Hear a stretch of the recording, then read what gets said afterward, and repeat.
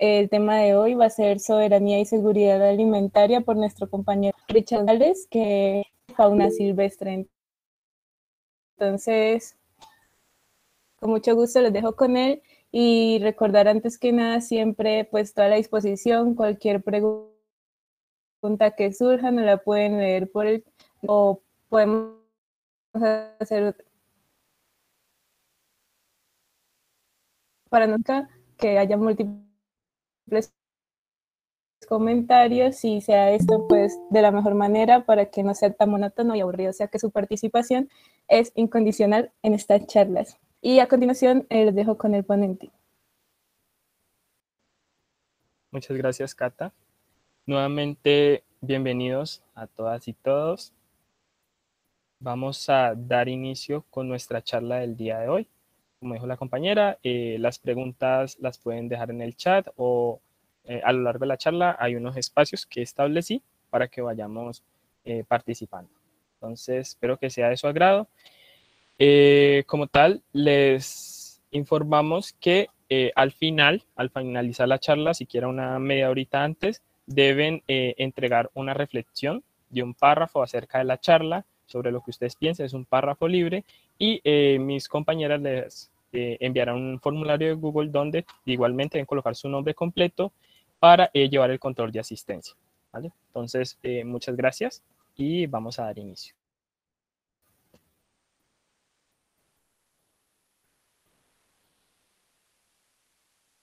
Bueno, el día de hoy vamos a tocar tres temas muy importantes. Vamos a hablar sobre soberanía alimentaria, seguridad alimentaria y vamos a hablar un poquito acerca del papel de los polinizadores dentro de esta soberanía. Primero que todo, debemos tener claro que son dos conceptos complementarios, ¿cierto?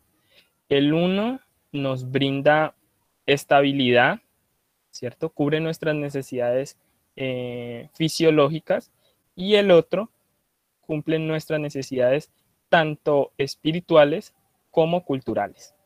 Entonces, a lo largo de la charla vamos a aprender a diferenciar el uno del otro.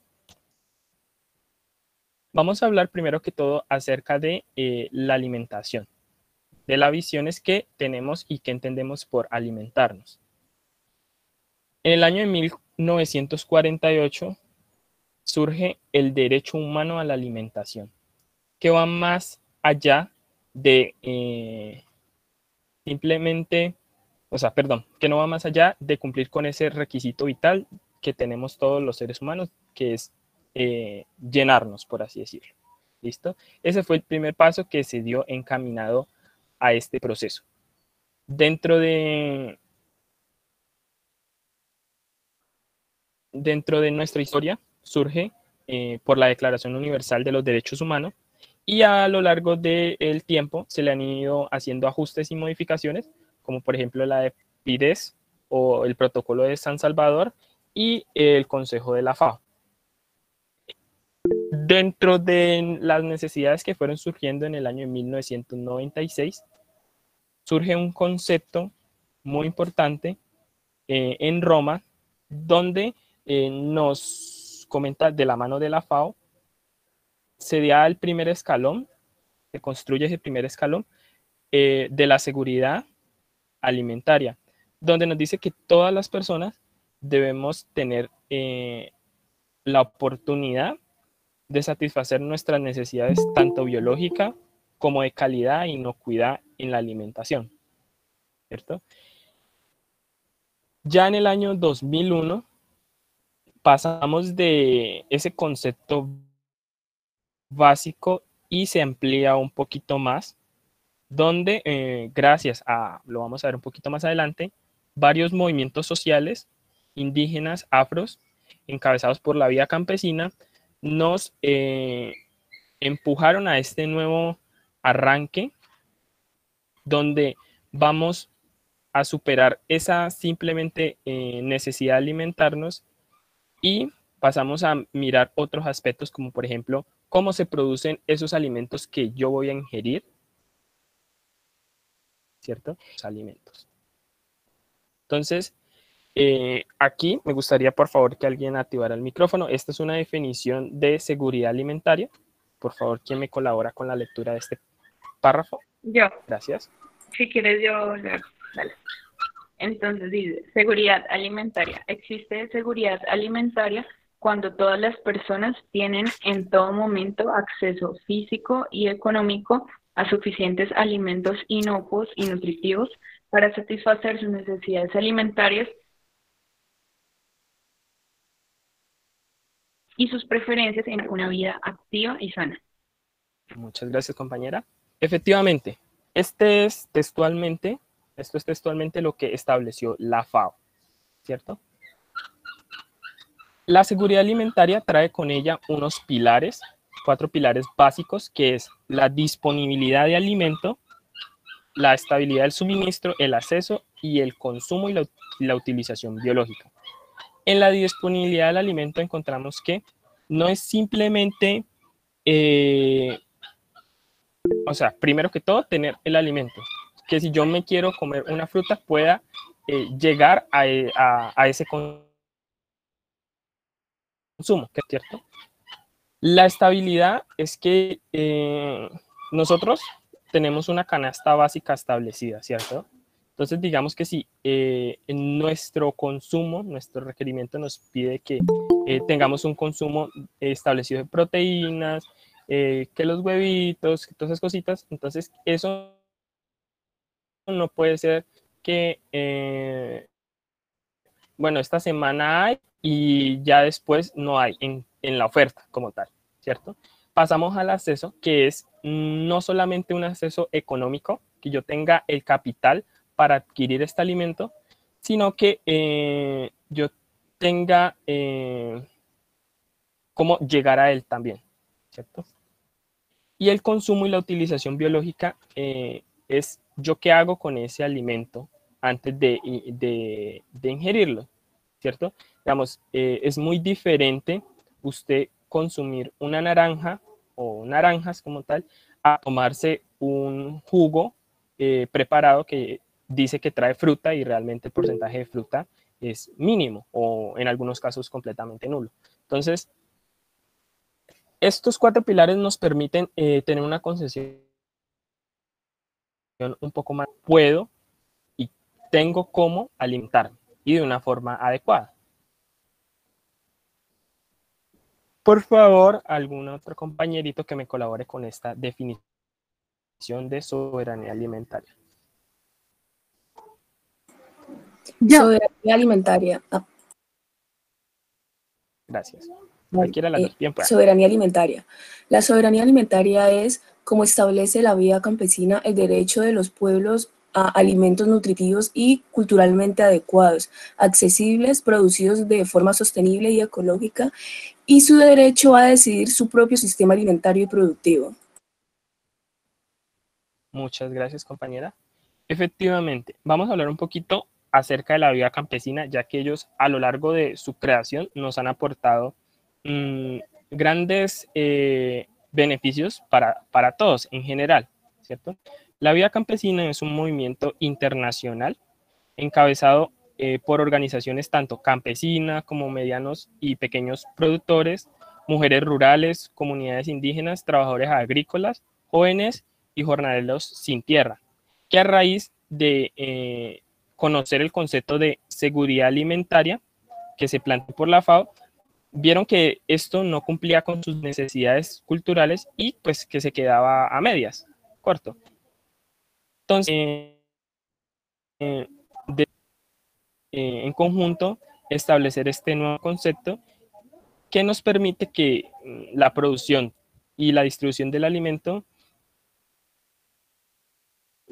conocer un poquito más a fondo de cómo producirlo y dónde adquirirlo y que eso esté dentro de mis posibilidades, ¿cierto? Entonces, esto sale de algo muy importante porque tenemos que tener en cuenta que, como vieron en las organizaciones que lo conforman en una primera instancia, les podrían decir, son personas del común, personas rurales que se unieron y pues la unión hace la fuerza. Y gracias a esto Hoy en día las comunidades pueden tener grado de libertad en cuanto a su alimentación y su soberanía, ¿cierto? Todo esto con un objetivo principal, que es fortalecer los procesos de agricultura familiar y los modos de producción tradicionales. La soberanía alimentaria también tiene unos pilares. El primero de ellos es la disponibilidad, que el alimento esté, o sea, que en primera instancia, que haya la disponibilidad, valga la redundancia, de este alimento, ¿cierto? El pilar número 2 es que sea adecuado, y adecuado se refiere a nutritivamente, ¿cierto? Que no sean simplemente calorías vacías. Así. Recopila lo que en primera instancia ya estaba establecido, que era el derecho humano, ¿no? Digamos, yo tengo el derecho por el hecho de ser humano, tengo este derecho a alimentarme. El cuarto pilar es la accesibilidad, lo recopila de la seguridad alimentaria. Tener la sostenibilidad, es que ese alimento esté disponible, que sea estable y que culturalmente sea aceptado. Tenemos que reconocer que en nuestro territorio hay diferencias marcadas en cuanto a la alimentación. Yo, por ejemplo, aquí en nuestro territorio nosotros consumimos, no sé, un tipo de aguacate, ¿cierto? En otro territorio, ese aguacate pueda que ni se conozca ni se consuma. Ellos tienen su propio alimento y usted no les puede ir a imponer el que usted consume, ¿cierto? Porque hay una tradición a través de ese alimento. Y en algunas culturas ese alimento no solamente cumple una función biológica, sino hay culturas que tienen sus tradiciones, tienen un valor incalculable ese alimento. Entonces, hablo un poquito de eso.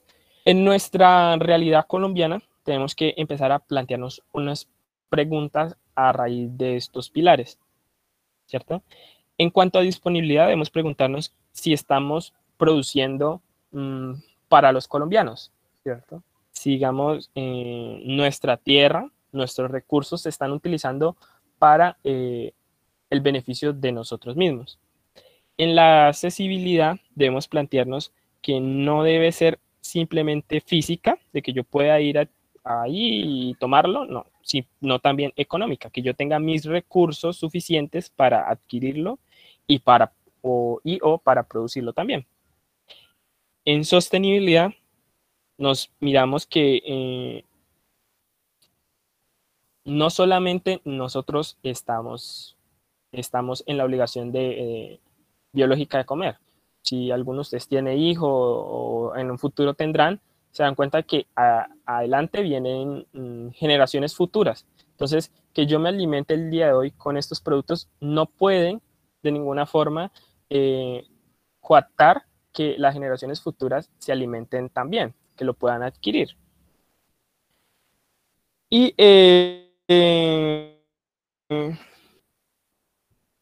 aquí nos preguntamos, ¿qué busca la soberanía alimentaria? Entonces, como tal, dar prioridad a las economías locales y a los mercados nacionales. Primero lo nuestro, ya después miramos a ver si nos queda para realizar exportaciones.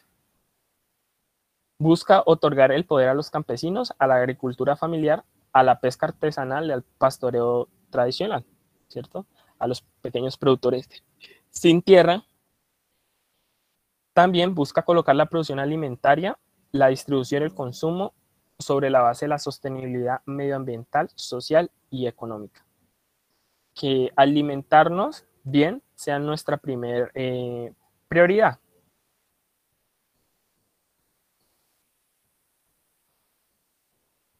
Hay un concepto que se contrapasa contra el concepto que ya hemos establecido y es la inseguridad alimentaria.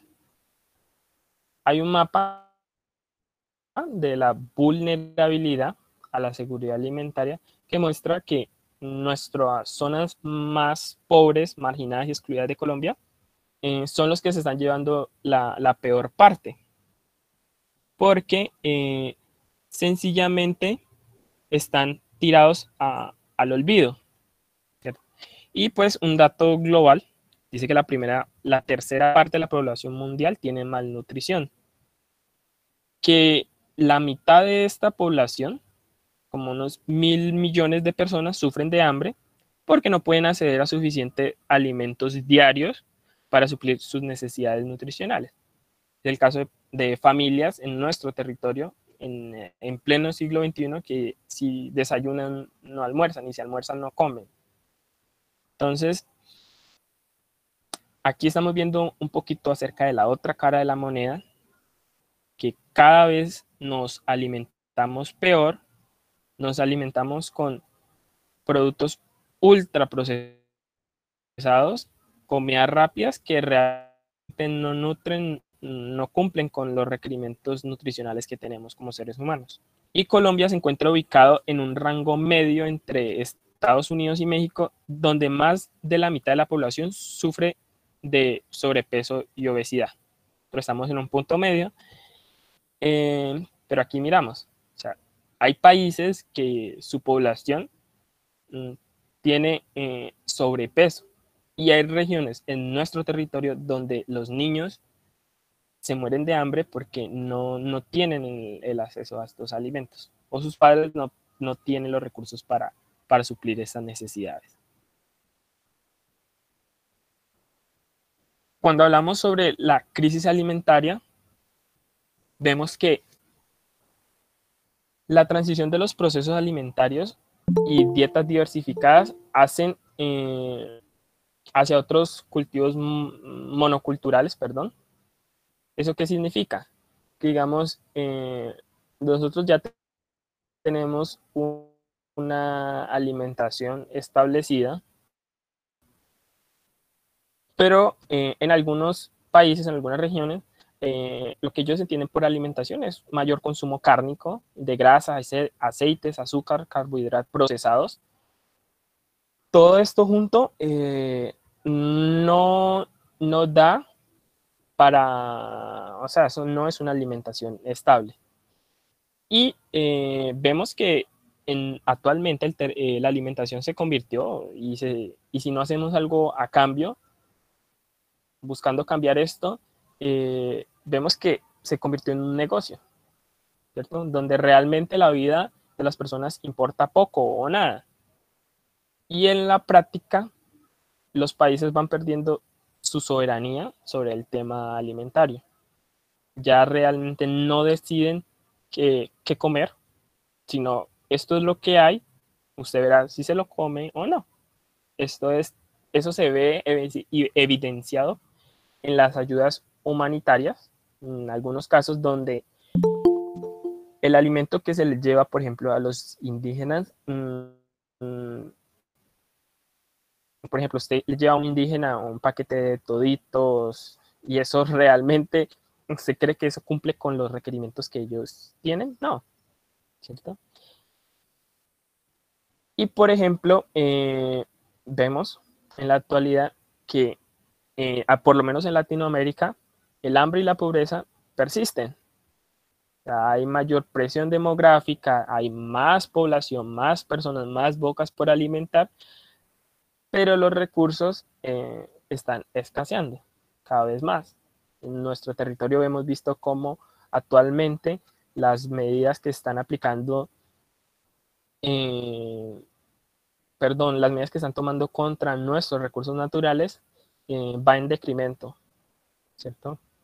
En vez de tomar acciones positivas, resguardar estas zonas, lo que estamos haciendo es minería, estamos destruyendo y realmente es vernos a nosotros mismos a futuro o de pronto no a nosotros mismos. Y hijos, nietos, sobrinos, a la larga se van a ver perjudicados.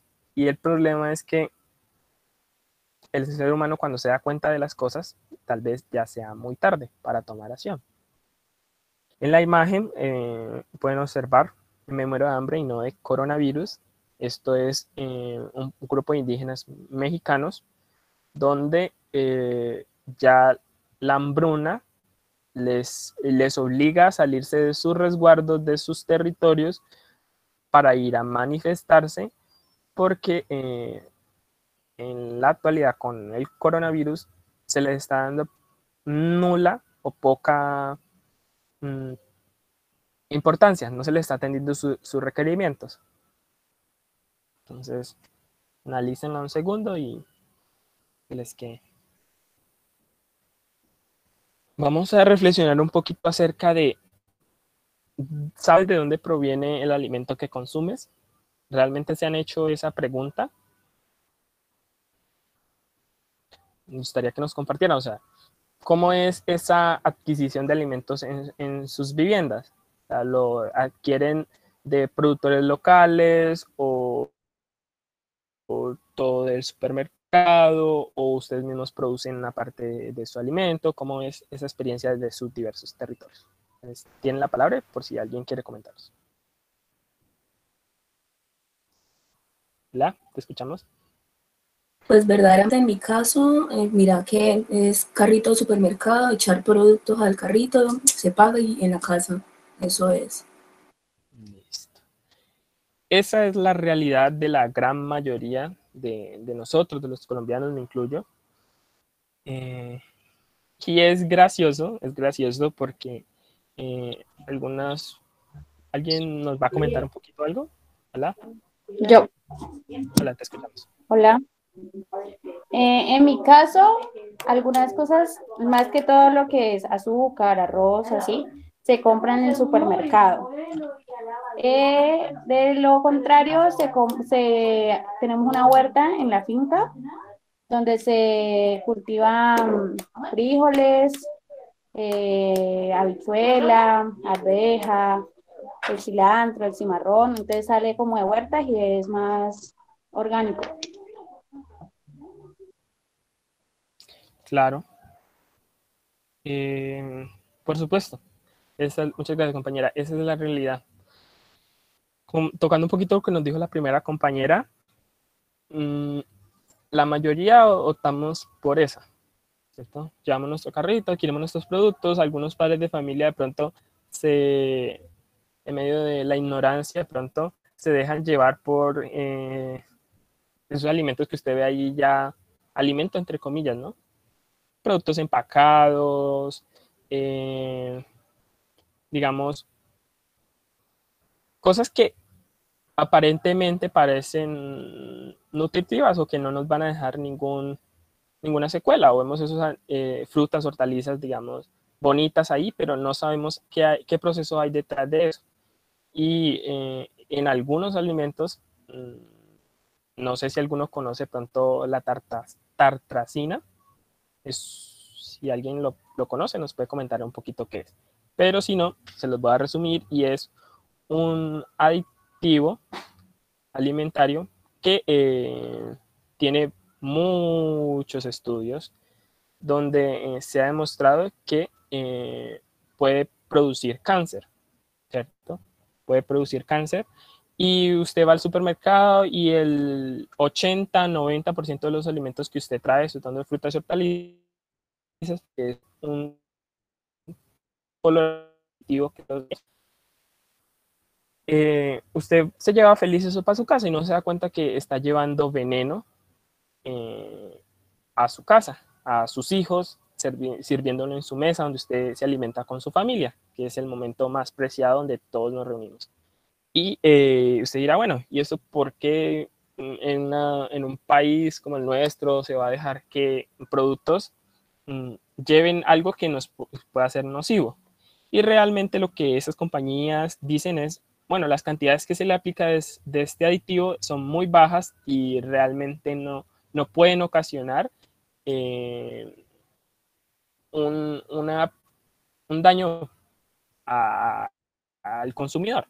Lo que ocurre y lo ellos se niegan o por donde se escudan es que si usted consume, digamos, un paquete de, no sé, Cheetos o cualquiera de esos, vaya y venga, ¿listo? Digamos que las cantidades son muy pocas.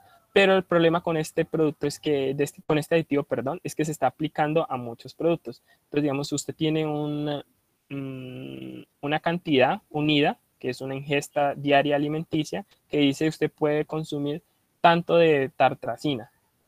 Pero si usted lleva muchos productos que tienen esta cantidad, pues eso es acumulativo. Entonces, vamos, tal vez en uno no, pero si llevas 30, 20 productos con este, pues eso te va a generar un mayor incremento. ¿Entiendes? Y pues uno se da para feliz y no se da cuenta de estas cosas. ¿Cierto? Lo que nos decía la otra compañera es también algo muy cierto. Si nosotros paramos y nos detenemos y decimos, bueno, este productor que por lo general están en las galerías, en el centro, que baja de la montaña con sus productos, llegamos y no valoramos eso. Preferimos comprar en multinacionales, productos empacados, ultraprocesados. Y lo peor es que cuando llegamos a comprarle a ese campesino, a este pequeño productor, pedimos rebaja. Pedimos rebaja por un trabajo que a él le costó producir, los gastos en su tierra, el transporte hasta bajarlo a que nosotros lo podamos adquirir. Y en los centros comerciales, nosotros allá no pedimos rebaja, ¿cierto? Nosotros pagamos lo que nos dice ahí y ya está. Entonces es un poquito de mirar, bueno, ¿qué puedo hacer para asegurar que por lo menos lo que yo estoy llevando a mí, a mi casa, pues tratar de hacerlo lo mejor posible? Richard, acá Karina Bastidas nos dice respecto a la pregunta que tú hiciste, que la yuca viene de Vietnam, el ajo de China y que sí, pues que es muy triste esto porque realmente es eso, tal vez como no se apoya pues el producto sacado del campo de aquí o las condiciones de producción no les dan a los agricultores, entonces pues estos productos salen del mercado y tienen que importarlos. Exactamente.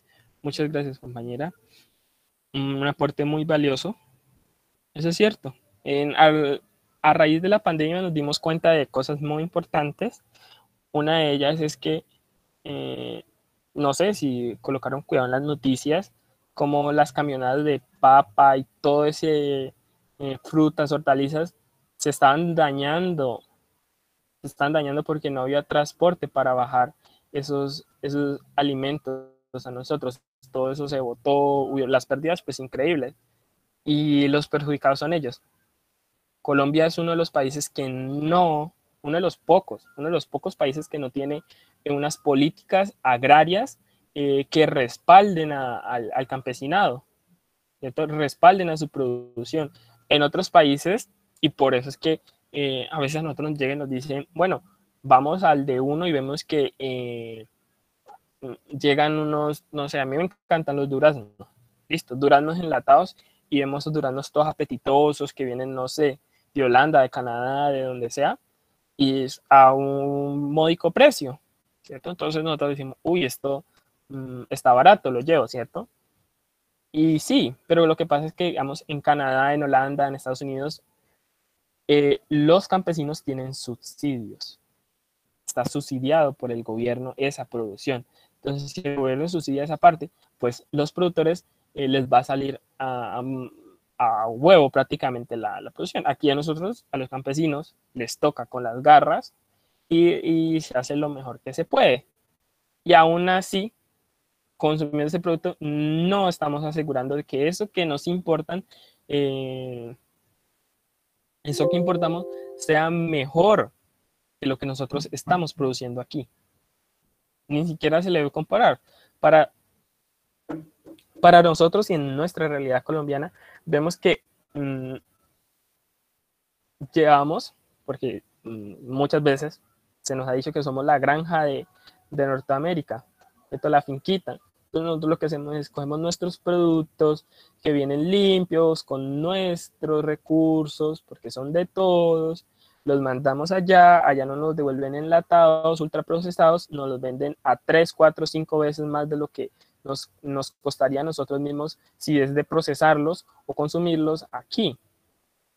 Y decimos, uy, eso tan chévere, pero son nuestros mismos recursos que están yendo a tener un valor agregado a otro lado, y luego vienen aquí a triplicar su valor.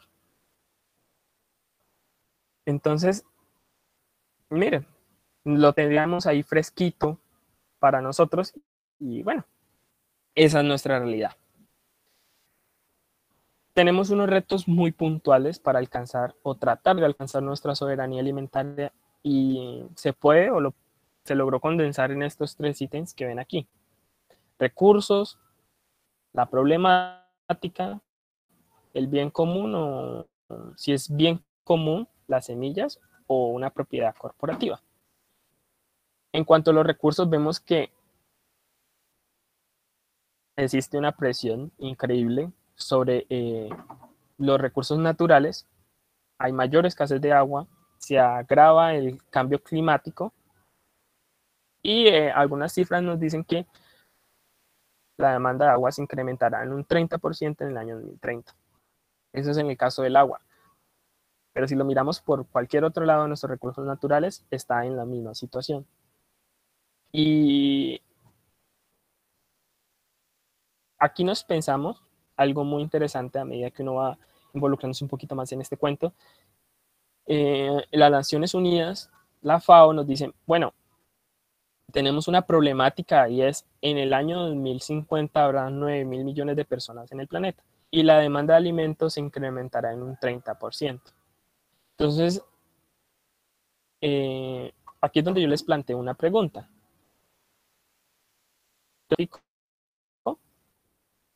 Yo creo que es más la administración de los recursos, o sea, no hemos entendido que somos administradores de esto que tenemos, y yo creo que es eso, o sea, es como el egoísmo de muchas veces. De verdad, hay alimentos que no se llegan a vender y se botan. Y o sea, con eso podrían abastecer a muchas personas también de alimentos. Entonces yo creo que es más como las políticas y las mismas decisiones del ser humano que han hecho esto. Efectivamente, compañera. Esa es la problemática. Recursos, alimento hay para todos. Hay para todos. El problema es que está mal distribuido. Como les comenté un poquito al comienzo. Países donde la población tiene demasiado y lugares donde no hay nada.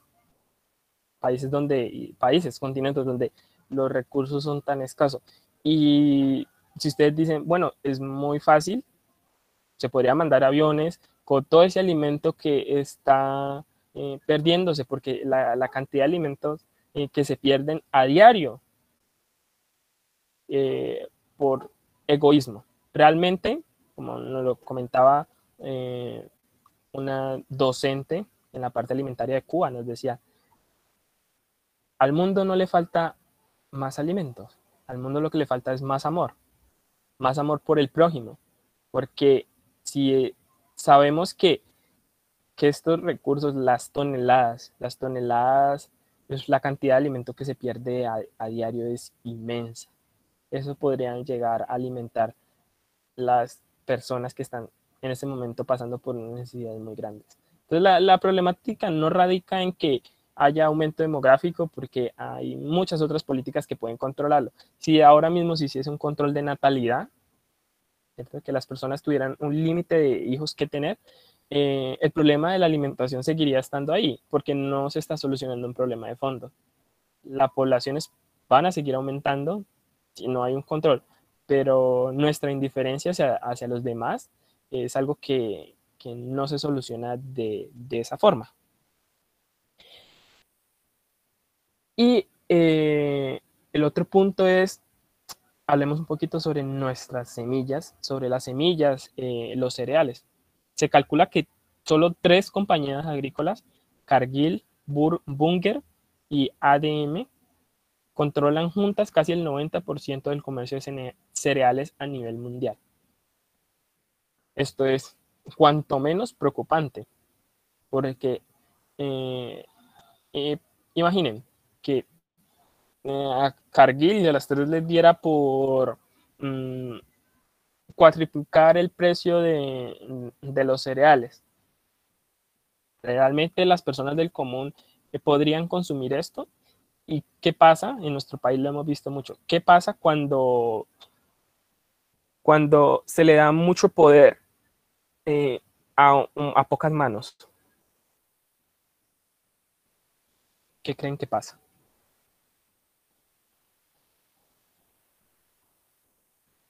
Cuando se le da poder a pocas manos, nos ponen en situaciones como las que estamos actualmente, donde unos pocos deciden qué tanto beneficio, por menos, no decir menos, reciben los demás o recibimos los demás. Entonces, sí, y eso es el caso nomás de los cereales. Si miramos el punto de las semillas, tenemos grandes cánceres a nivel mundial, ¿cierto? Que controlan el comercio, las semillas que vienen del pueblo, que vienen de nosotros, que pasan a manos de personas privadas que deciden cuáles, dónde, cómo debo sembrar yo mis semillas. Y esto es demasiado, demasiado preocupante, porque incluso ustedes sabían que más adelante vamos a ver unas semillas muy bonitas, muy hermosas que hemos compartido, que nos han compartido los campesinos a nosotros como Cátedra Abierta de Agricultoras para la Vida. En ese intercambio de saberes y ese compartir, hemos adquirido semillas que ahora ustedes algunos ni siquiera conocerán. Todos, por ejemplo, estamos acostumbrados, o la gran mayoría, a ver maíces amarillos y blancos. Ahorita vamos a ver que hay amarillos, hay negros, hay rojos, morados, de todos los colores. Pero, ¿qué pasa si se siembra ese maíz? Resulta que eso es cuanto menos ilegal. Usted no puede disponer, supuestamente, usted no puede disponer de esas semillas porque, según ellos, presentan un riesgo para la seguridad. Y realmente no es así. Simplemente es un monopolio de entre los muchos que hay que nos controlan.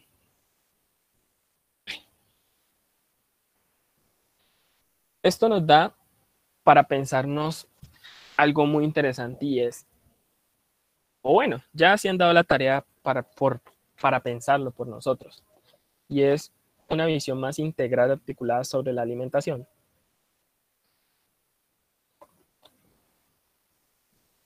Que lo que es, abarca estos tres conceptos fundamentales.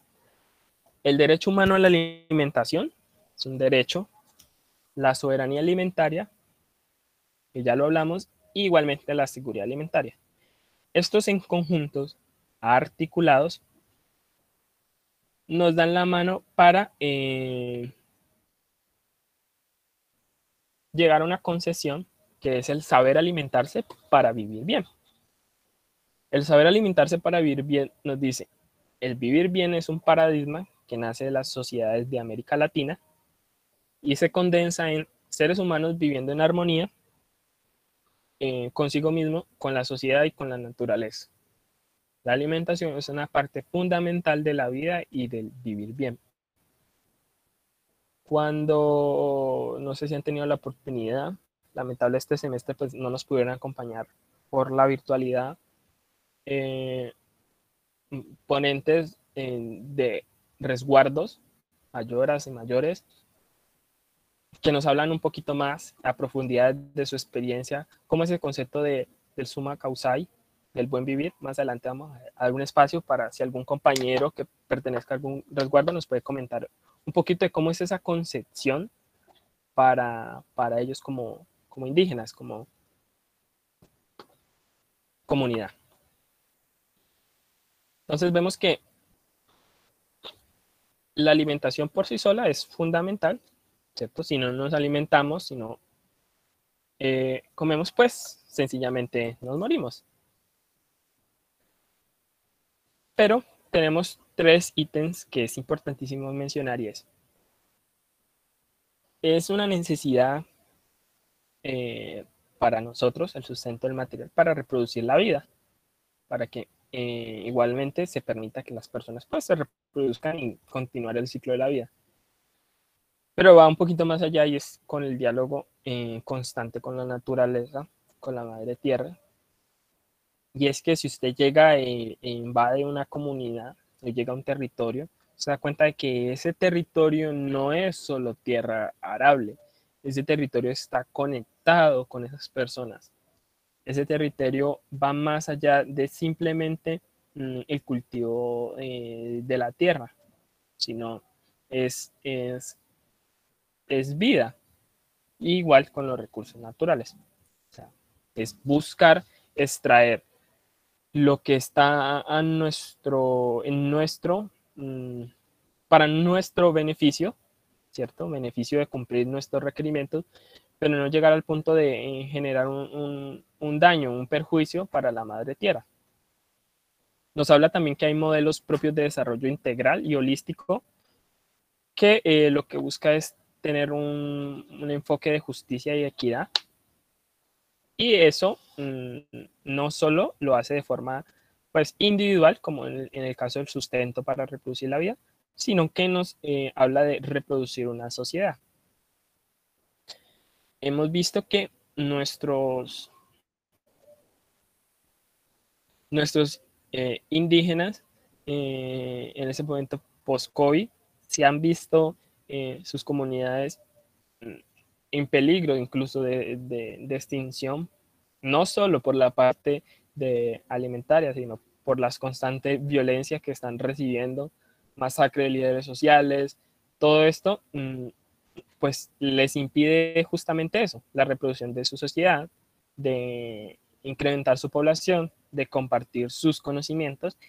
¿Y qué pasa? Que cuando no se comparte algo, si yo, si el mayor fallece de forma, no quiero decir la palabra, pero pues es asesinado, esa persona se va con todos esos conocimientos que no le puedo transmitir a sus hijos, a sus nietos, y, y solamente queda ahí. Y estos hijos, esos nietos que crecen sin ese concepto de territorio, sin ese concepto de, de respeto hacia la madre tierra, hacia lo nuestro, pues si no hay nadie que se lo enseñe, pues pasa como la gran mayoría de nosotros, que descendemos de esta población de, y hemos olvidado de dónde venimos, olvidamos nuestro amor, en algunos casos, ¿no? Por la tierra.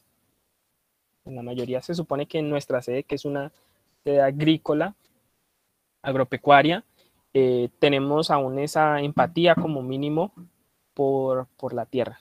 Y se supone que si ustedes están el día de hoy aquí inscritos a esta cátedra, es porque les surgió por lo menos esa inquietud de ver, bueno, ¿qué es agricultura? Es para la vida, para vivir bien.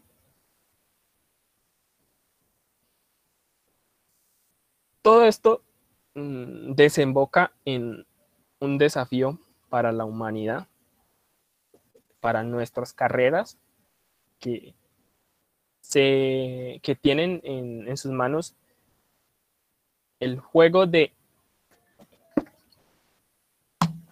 por lo menos todo el país, ¿cierto? Porque vamos a ser los profesionales encargados de los alimentos, tanto si es proteína animal, frutas, hortalizas, todos los recursos. Y tenemos una misión, un desafío que es producir alimentos que sean inocuos. ¿Alguien sabe la definición de inocuos? O la puede buscar en Google y nos la comparte. ¿Qué es un alimento inocuo?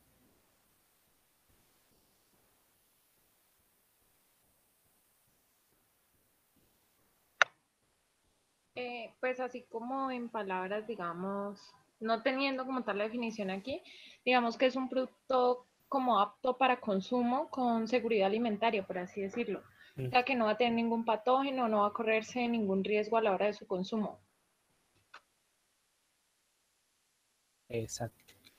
Aparte, inocuos, estos alimentos deben ser de calidad, una muy buena calidad, y deben tener la aceptación, ¿cierto? Digamos que yo quiera comerme esos bananos, esa fruta que el agrónomo me está, o el productor me está brindando, ¿cierto? Debe cumplir como mínimo con esos 3 requisitos.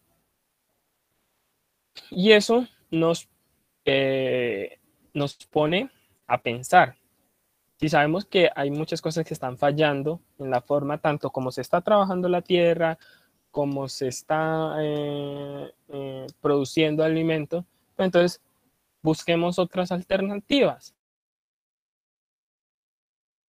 Y esta cátedra nace de esa necesidad de buscar qué es lo que nosotros queremos prolongar en el tiempo. Si queremos seguir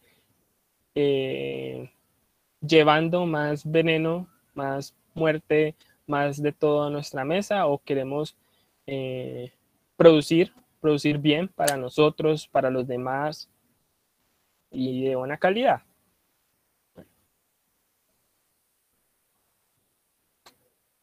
Entonces, esto nos desemboca algunas estrategias que se deben buscar o que van en busca de la soberanía alimentaria. Aquí en la cátedra nos enfocamos un poquito en esta primera parte, que son los huertos en casa. Los huertos en casa nos permiten, uno, que usted sea su propio agricultor en un pequeño espacio, en terrazas, en jardines, en patios, y eso usted lo puede hacer en bancales, en canastas, en cualquier cosa, ¿cierto? Y usted darse a la tarea de poner su lechuga, sus cilantros, sus cebollas, cositas que usted, o sea, del día a día, que se puede utilizar. Ahí usted se puede dar se puede dar cuenta de 2 cosas muy importantes. Uno, puede dar cuenta de que producir comida no es tan fácil.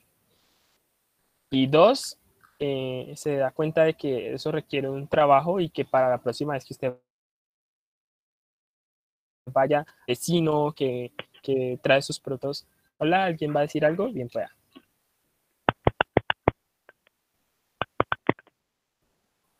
Hola. Vale, entonces voy a proseguir. Entonces, cuando usted se acerque otra vez a estos espacios, pues procurará y tendrá en cuenta de que si para usted no fue fácil producirlo, pues para esa persona tampoco. Dentro buscamos que se desarrolla o se enfatiza en la compra local. La compra local es tanto pesca artesanal y productos campesinos. Entonces nos dice, bueno, coma local, coma donde, o compre donde usted sepa que esos productos no traen agroquímicos, no traen veneno. Esa es una de las estrategias que nos da la soberanía alimentaria. Busca un poquito. Y para la soberanía alimentaria es fundamental la tierra y el agua, ya que esto se basa tanto en agricultura, en pequeñas explotaciones y el mantenimiento obviamente de zonas silvícolas, forestales. Todo esto busca tener un tratamiento que sea sostenible, tanto el cultivo de la tierra, si hace, porque se necesita hacer uso del agua. Entonces, si voy a usar este agua, pues puedo tratar de que controlar, utilizar, porque para eso estamos aquí formándonos, para aprender en el caso de los agrícola, riegos donde se utilice la menor cantidad posible de agua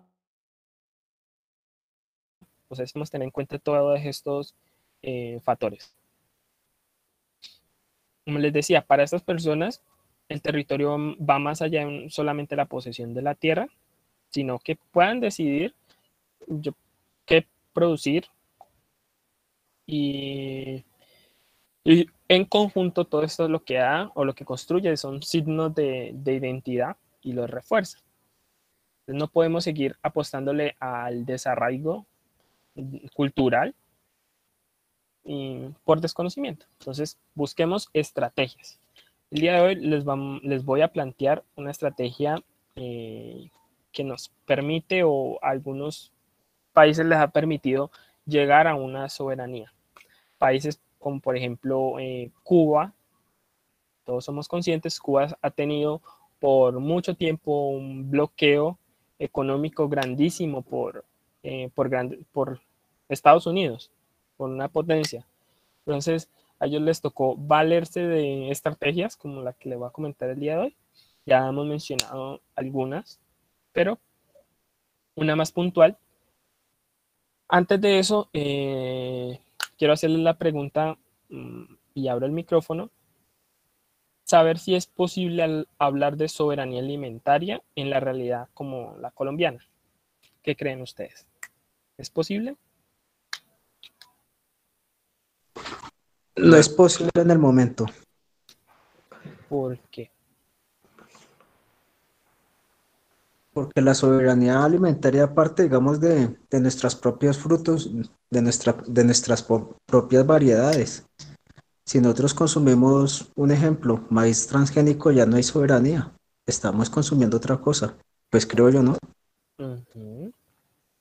Muchas gracias, compañero. ¿Y el otro compañero? Pues en este momento yo creo que sí se puede, solo que nosotros tenemos que empezar a desarrollar ya tecnología diferente. Uno de los casos, por ejemplo, digamos, ahorita que estoy caminando aquí por la suerte, en este solazo tan horrible que está haciendo hoy, me doy cuenta que solamente se está desarrollando el campo nosotros a nivel Colombia, es en la parte, digamos, plana. Digamos, aquí en el Valle del Cauca solo caña. Pero lamentablemente, digamos, no hemos podido desarrollar o implementar tecnología en las zonas de ladera. Ahí es donde nosotros debemos empezar como ingenieros agrícolas, agrónomos, bueno, las de diferentes carreras, empezar a mirar ese lado, tratar de desarrollar tecnología que pueda permitir sembrar y empezar a cultivar en esas zonas. No necesariamente tiene que ser tecnología que venga de Europa, sino simplemente, digamos, con los conocimientos que se tenían de las personas anteriores, digamos, de los campesinos, de nuestros campesinos, de los aborígenes que estaban antes, empezar a tomar esas ideas de ellos, pero transformarlas a una cosa mucho más tecnológica, algo que sea asequible, que se pueda diseñar, que tenga protocolos para poder implementar a nivel nacional. Porque sí la hay, solo que en este momento, lamentosamente, no hemos estado produciendo. Se los digo yo, por ejemplo, digamos en mi caso, como siendo de Bogotá, a mí se me hizo muy duro llegar a Palmira, demasiado duro, de hecho, todavía me cuesta, todavía hay muchas cosas que todavía no me puedo acostumbrar. Entonces, digamos, ¿qué es lo que pasa? Digamos, no, llega a un centro casco urbano, no sale, digamos, de las ciudades principales y tú no encuentras, digamos, la posibilidad de encontrar varias formas para poder adaptarte. Entonces, digamos, la gran mayoría de todo el mundo, ¿qué es lo que pasa? Llega a una ciudad, por ejemplo, todo el mundo llega llega a Bogotá y se amaña. Y lamentablemente estamos dejando de descuidar el campo. ¿Pero por qué? Porque no hay los recursos, no hay digamos, la disponibilidad de ciertas cosas para que la gente se regrese a la ciudad. Entonces, digamos, son cosas que tenemos que tener en cuenta. Primero, pienso yo, digamos, atacar, digamos, empezar a producir tecnología en las zonas de la era, que es Colombia, nosotros somos zonas de la era, nosotros somos la gran mayoría de la población explotada y menos tecnología hay. Segundo, desarrollar, digamos, en los cascos rurales una mejor condición de vida, en donde tú puedas contar con internet, vías de acceso, bueno, empezar a desarrollar todas esas cosas para poder en sí encaminarnos y no esperar, digamos, de que el gobierno venga y nos ayude, no, que nosotros mismos bueno, en mi caso ya me gradué de geología, bueno, ya estoy por terminar, empezar, digamos, nosotros a desarrollar nuestras cosas sin esperar que nos ayuden, empezar nosotros mismos a tomar decisiones, a empezar a decir, bueno, podemos hacer esto, realizar esto. entre nosotros mismos, en estos mismos espacios que estamos ahorita, en este mismo curso, en esta misma cátedra, entre nosotros mismos empezar a desarrollar las cosas.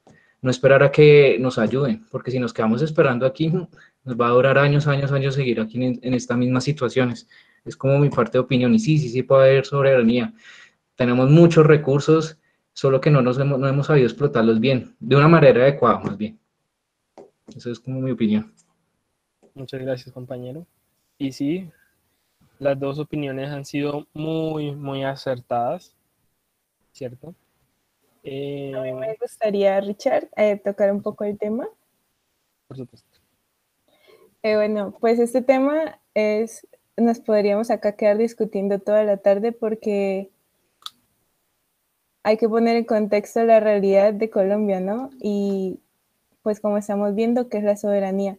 Como dijo el compañero anterior, es una pregunta compleja de responder porque más que todo uno puede tener todo el interés, toda la gana, pero pues la realidad colombiana es muy compleja, tanto en políticas agrarias como en la política que vive el mismo campesino día a día, hasta con el vecino de la parcela, que no sabe si puede sembrar esto, porque puede que lo acuse con, no sé, X o Y grupo armado, o que al sembrar esto llegue X o Y grupo armado y le queme los cultivos, ¿por qué no? Porque ellos necesitan sembrar coca, o muchas cosas, ¿no?, que pasan en nuestra realidad.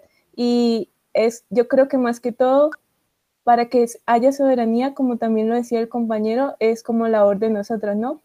Muchos también salimos como a implementar lo que aprendemos en la universidad, pero nos encontramos o chocamos con unas políticas agrarias que realmente no ayudan al campesino, no velan por la comunidad, sino velan por el desarrollo de las mini industrias o las industrias grandísimas de caña, de, no sé, pues la que vemos más comúnmente es la de caña, pero hay mil y una industrias que pues están acabando con el campo colombiano. La ganadería está acabando con el campo colombiano, con las tierras aptas para producir. Entonces es esto, pensarnos por qué en la sede no tenemos, o si tenemos materias son muy pocas y muy escasas, a fondo donde llegan pues las políticas agrarias, porque no hay una carrera que nos forme para fortalecer este espacio dentro de la Universidad de Humanidades. Yo sigo siempre fiel a por qué en la universidad no nos enseñan ninguna humanidad, o no es obligatorio cuando nosotros trabajamos con personas. Nos enseñan a trabajar con maquinaria antes de trabajar con una persona. Yo creo que ahí es donde nace la verdadera soberanía alimentaria. Aprender a identificar a la persona, al agricultor, ver sus necesidades y no mirar qué máquina necesita o qué cultivo o qué aplicación necesita para que su cultivo se dé, ¿no? Entonces es todo esto, pensarnos que podemos hablar de comida y de que haya una soberanía real, pero detrás de esto hay muchas otras cosas que la forjan, que podemos llegar al campo con todas las intenciones de implementarla, pero la realidad nos va a poner otras cosas por encima que nos van a como a frustrar. Y ahí es donde acaba como nuestra lucha. Entonces es por eso vital, yo creo, que identificar todos estos puntos. Y aquí acabo. Muchas gracias, Cata. Así es, compañeros. No sé si algún otro compañerito quiere hacer alguna intervención o en el chat hay algo. Si hay algo, por favor, me colaboran. Tienen toda la razón, la verdad. Nuestra soberanía alimentaria realmente no puede depender de un gobierno, unas políticas estatales que nos protejan, porque realmente si no lo han hecho a lo largo de los años, pues raro sería que ahora les diera por cambiar de parecer. Algo que dice el compañero y es muy cierto, está en nosotros buscar estas alternativas. Para muchos fue una sorpresa, digamos, encontrarse, o va a ser una sorpresa al finalizar el semestre. Sería muy chévere escuchar su punto de vista al finalizar este ciclo de ponencias que se van a realizar con diferentes personas profesionales de tantas áreas, campesinos, y ver, que ustedes vean, escuchen más bien de su propia voz, cómo es ese cambio. O sea, ¿cuál es la otra Colombia que, digamos, la academia, nuestra sede no nos están mostrando? ¿Cuál es esa Colombia que vive del pan coger? ¿cierto? Del día a día.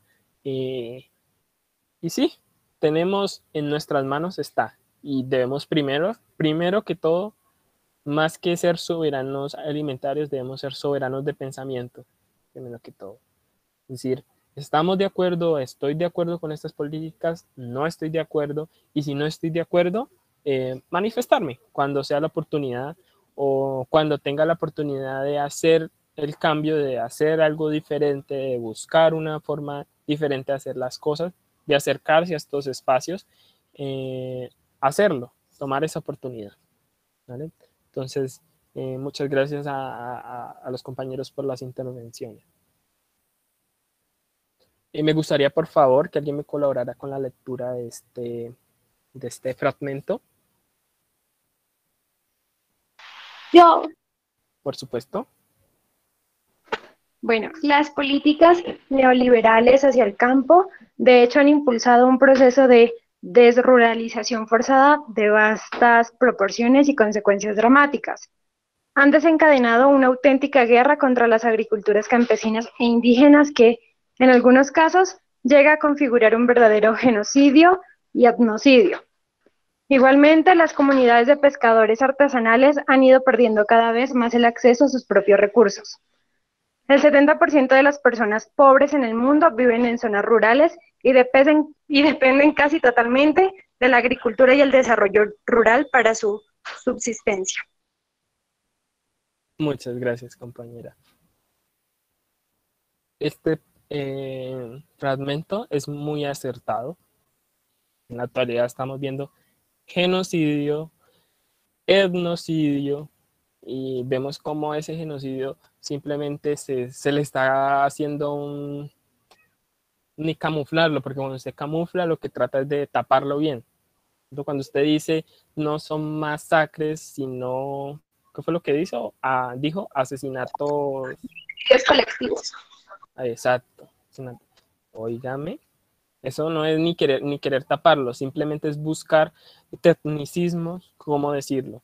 Y tapar una gran realidad que estamos viendo. Nuestros indígenas la están viviendo en su carne. Y es exactamente, eso es esa es nuestra realidad, y en base a esa realidad es lo que debemos tomar una acción, ¿cierto? Entonces, tómense un minuto, léanlo para que lo interioricen mientras yo tomo agua.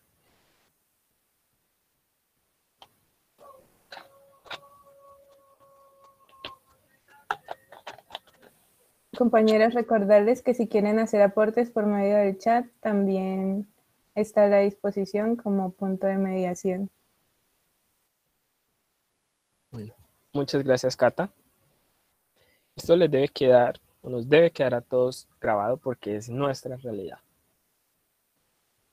Vamos a hablar un poquito acerca del papel de las campesinas y los campesinos en el proceso de soberanía, de la búsqueda de la soberanía alimentaria.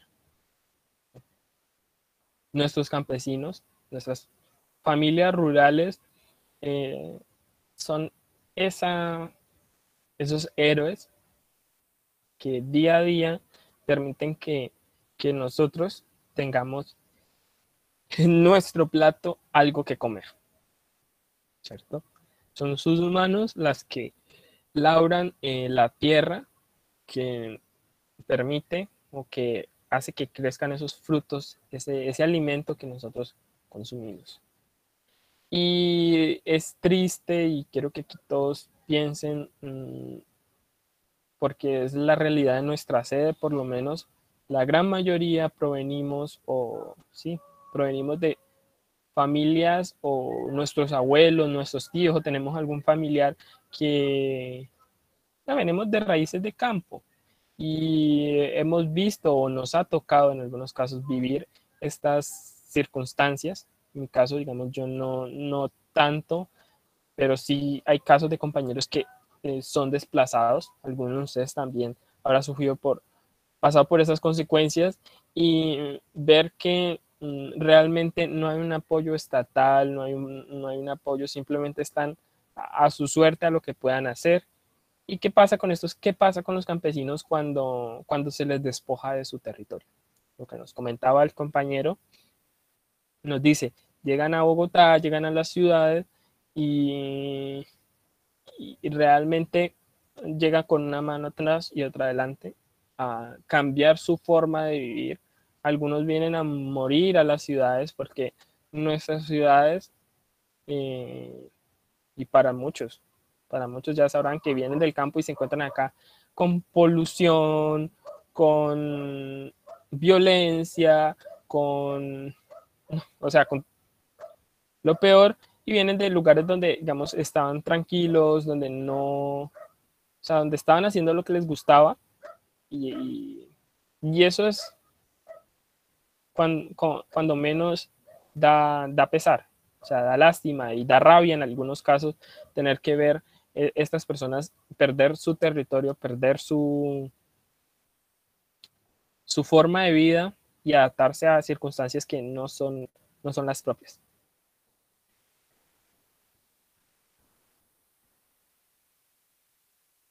Y vemos lo que les comenté hace ratico, un poquito acerca de la biodiversidad.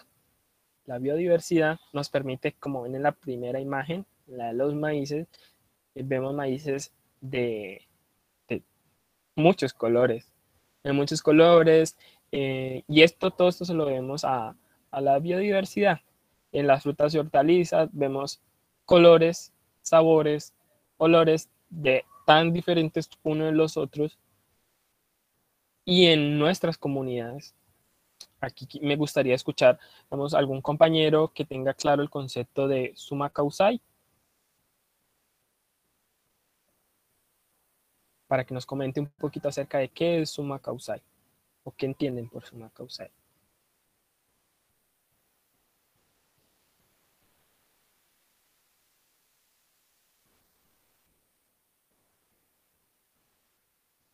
Hola.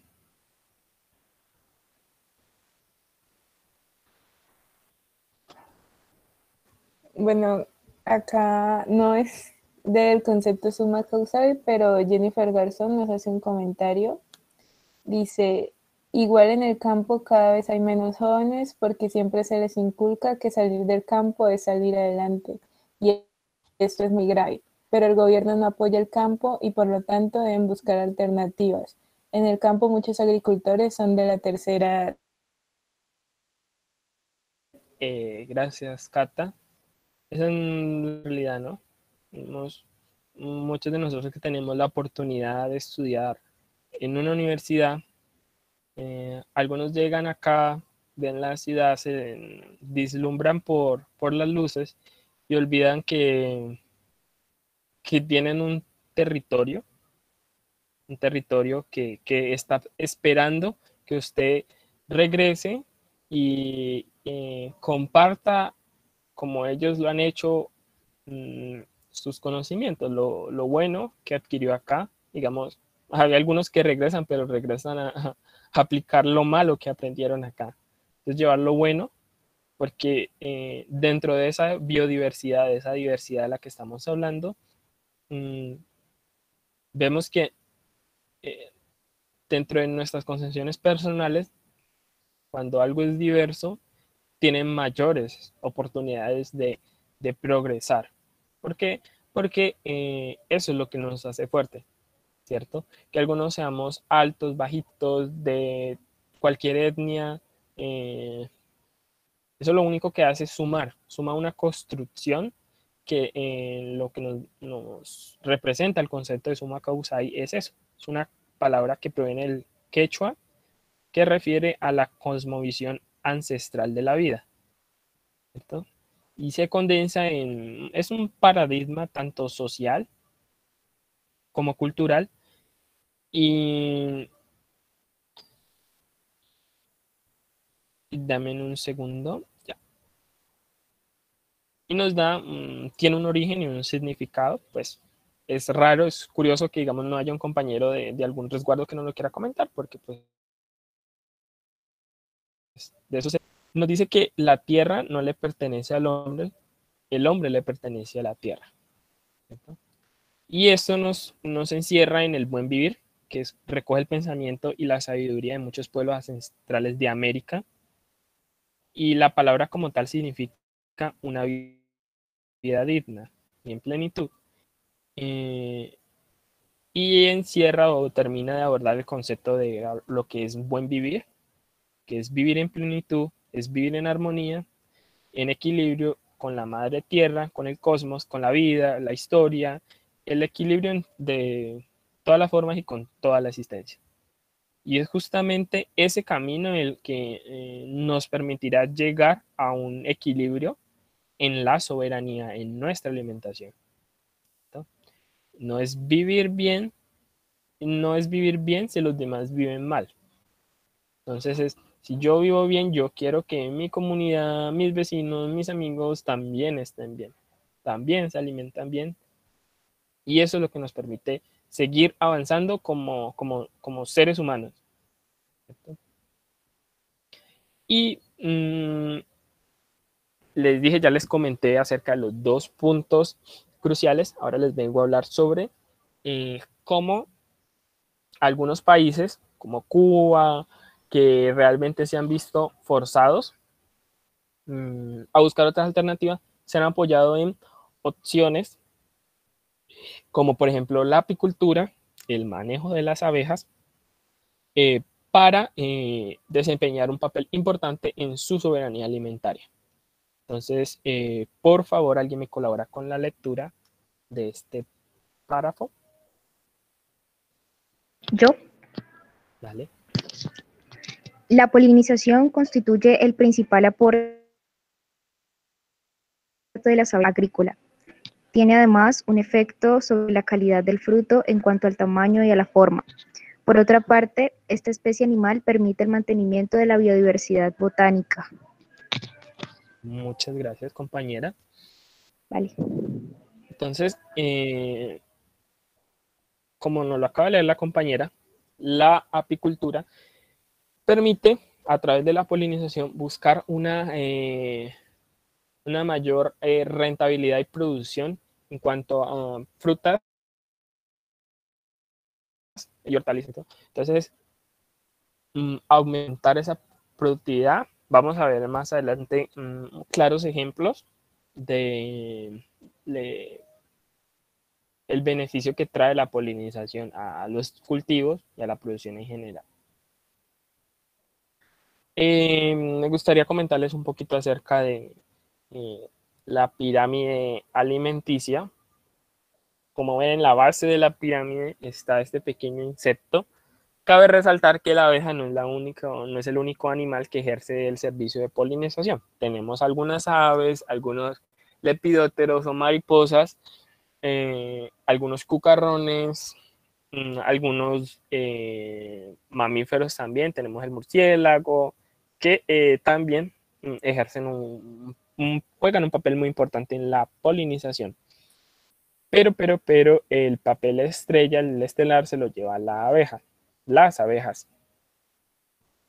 Y las abejas lo que hacen es, listo, nosotros vamos, recogen el polen de las flores, o sea, distribuyen ese polen en diferentes flores que a la vez genera mayor abundancia, tanto flora, que es lo que consumen como tal los animales herbívoros, y así sucesivamente hasta llegar a los grandes, o sea, los animales que están en la pirámide de esta cadena alimenticia. Esa está ilustrada con animales, pero igual el ser humano también se ubica en esa posición. Entonces, miren lo crucial que juega, el papel crucial que juega este pequeño insecto, ¿cierto?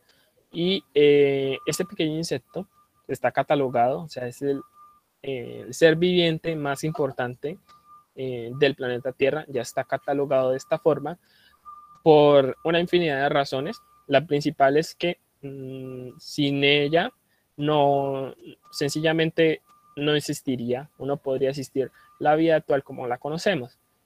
Vamos a mirar más adelante el desenlace, pero básicamente, pues, si no hay alimento o se reduce la ingesta de alimento, pues también nos veremos reducido la ingesta las personas, y por la sencilla razón de que si diezman una cantidad de alimento, pues las personas más adineradas con mayores recursos podrán acceder a él y los demás no podremos, no podrán.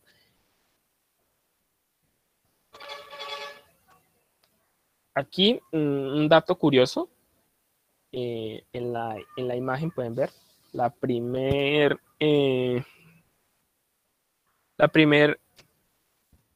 el primer grabado fue realizado en la cueva de la araña referente al trabajo apícola. Como ven, es una mujer, que la apicultura fue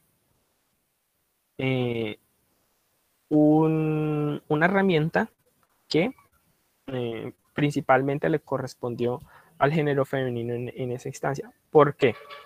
Porque el ser humano, pues, como es un ser racional, descubrió que la miel se podía consumir y que aportaba energías y que este recurso era re valioso para nuestro sustento. La miel es el único alimento que no es producido para animales, que no es perecedero, o sea, la miel no es perecedera y tiene diferentes beneficios que no vamos a tocar el día de hoy, pero pues sí los pueden investigar. La miel tiene propiedades antibióticas, tiene grandes cantidades de, bueno, antioxidantes. Ustedes pueden, si no los conocen, los pueden investigar, los productos de la colmena. Pero bueno, el hombre vio todas estas ventajas y decidió pasar de una actividad de simplemente ir y robar a las abejas la miel o los productos y empezó a construir habitáculos con madera donde metían los panales y ahí se desarrollaban las abejas, podían anidar. Les estoy hablando de que eso fue aproximadamente 8.000 años antes de Cristo. Ustedes ya más o menos podrán calcular que la apicultura, el trabajo con la abeja, ha estado enlazado con la agricultura y con los seres humanos desde tiempos inmemorables. Hemos obtenido grandes beneficios. Entonces, por este motivo, los países y las personas han buscado, los apicultores, aprovechar al máximo este recurso animal. Dentro del escenario de Latinoamérica, vemos que la tasa anual de crecimiento de la productividad de la región, de toda Latinoamérica, crece o se incrementa en 1,9%, o se incrementó entre el año de 1961 y 2007. Y los países de la OCDE crecieron en 2,4%. Entonces vemos que Latinoamérica pues se quedó en crecimiento de productividad por debajo de la gran mayoría de los países, o por lo menos los países que pertenecen a esta organización.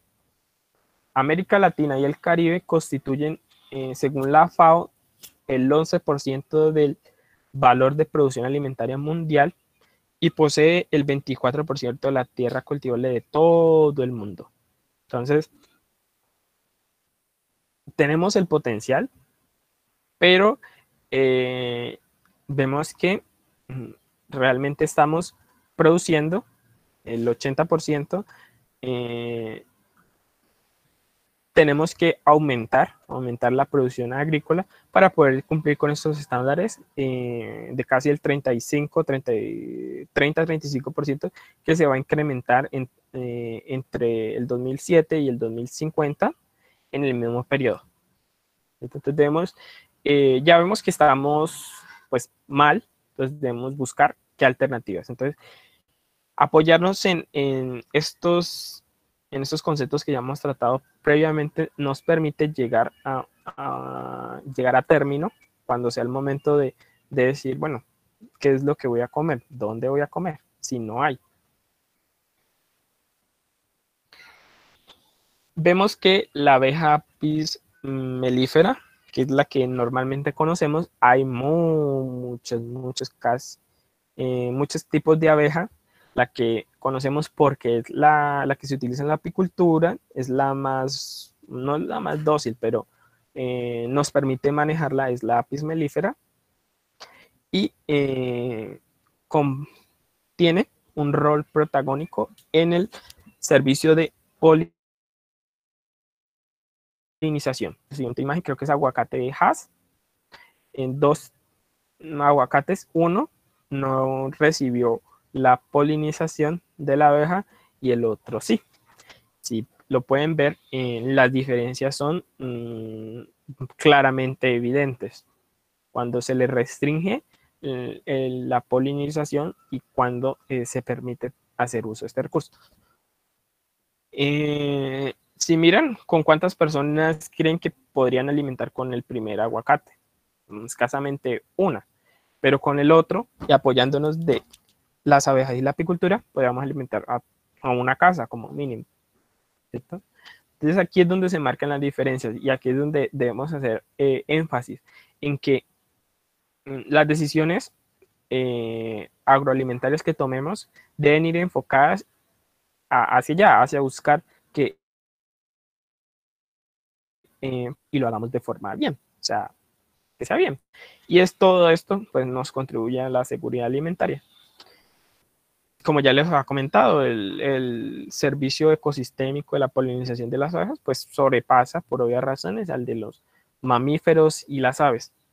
¿Por qué? Porque la abeja es un insecto dinámico, ágil, pequeño, por todas sus características físicas, permite realizar un excelente trabajo.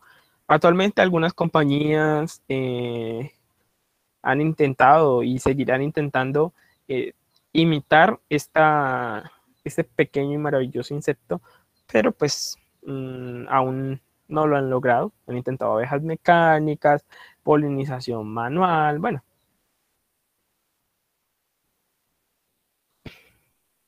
A pesar de que debería estar contemplado en la cadena de producción, a la fecha en Colombia aún se menosprecia el servicio de polinización de la Apis mellifera, el cual tiene un valor incalculable para la industria frutícola y hortícola.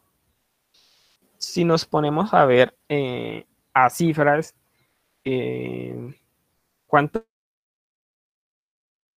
es el Apis? Vamos a dar cuenta que sobrepasa lo que ya está establecido, por ejemplo, con el recurso que es la miel, se mide alrededor de la miel. Entonces vemos que la polinización nos ofrece algo mucho más incalculable y eso nos permite obtener frutos, como vieron, es evidente, frutos de mayor cantidad de grados Brix, de sólidos solubles, mayor tamaño, bueno, y eso sin comentarlo, eso es para el punto de uno, para el punto de un productor, o si se van a exportar, pues también son mayores los beneficios. Richard, yo creo que es un proceso vital, ¿no? El de la polinización, tanto por el ciclo reproductivo de las plantas y por lo que implica manejar las plantas en sí. Es un proceso cíclico que debe prevalecer por sobre todas las cosas la vida, ¿no? Hace mucho se buscaba cultivos limpios, sin insectos, porque se veía, o la cultura es que el insecto es perjudicial, es malo, pero ahora es eso, ¿no? Entonces aquí una compañera nos comenta un poco que tiene que ver lo del concepto de suma causal, Ángela María Carvajal, que dice: suma causal es el proceso de la vida en plenitud, la vida en equilibrio natural y espiritual. La magnificencia y lo sublime se expresa en la armonía, en el equilibrio interno y externo de la comunidad. Dice que nace en el mundo indígena y pues de esto mismo se trata la cosmovisión, ¿no? De pues habitar en plenitud y que todo esté en armonía, pues teniendo ciertos, siempre presentes los equilibrios. Muchas gracias a la compañera. Gracias, Cata. Así es. Debemos enfocarnos en qué es lo que queremos que se pida y los productos agrícolas. Y en ese caso es algo importante que queremos productos de buena calidad, ¿no? Ojalá que fuesen nativos. Entonces, aquí, como compradores, ustedes, ¿qué es lo que buscan cuando arriman a un supermercado? a un supermercado, a una plaza de comercio. Qué pena, regálenme un segundo, por favor.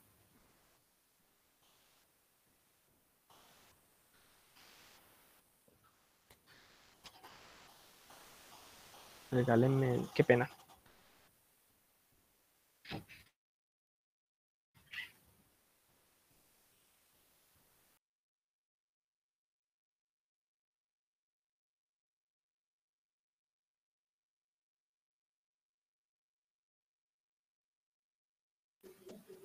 Bueno, no sé si por el momento alguno tiene pues algún punto de vista que quiera pues poner sobre la mesa en esta charla o le gustaría complementar algo desde su experiencia.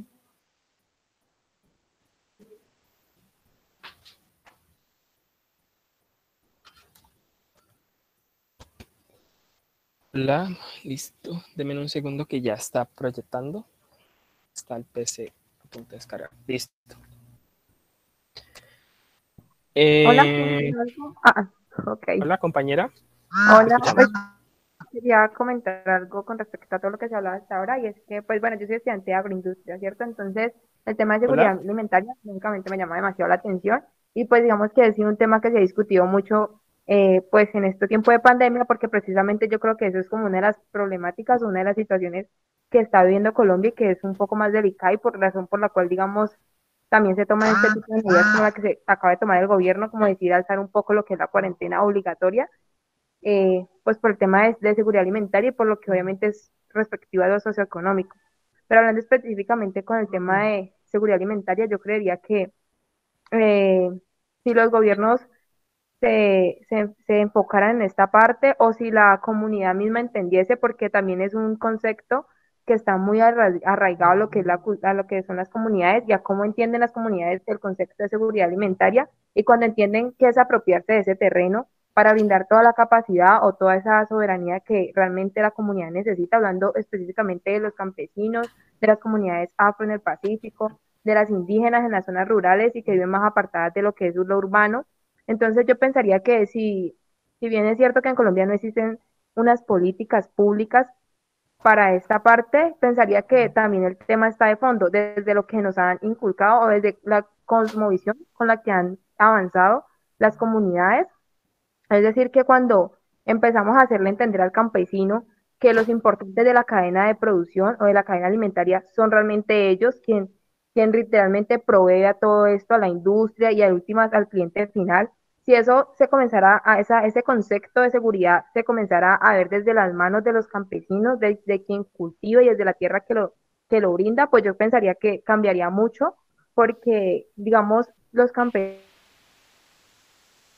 todo el producto o materia prima para que luego pase a la industria, lógicamente lo hace porque hay un monopolio, pero también porque necesita salir de ella rápidamente. Pero si entendemos y dejáramos de procesar un poco más y comenzar a demostrarle al campesino cómo puede, digamos, procesar mínimamente esos productos y dejar de tener que ser como de haber tantos terceros en su cadena, entonces también desde ahí parte, digamos, lo que es la soberanía alimentaria.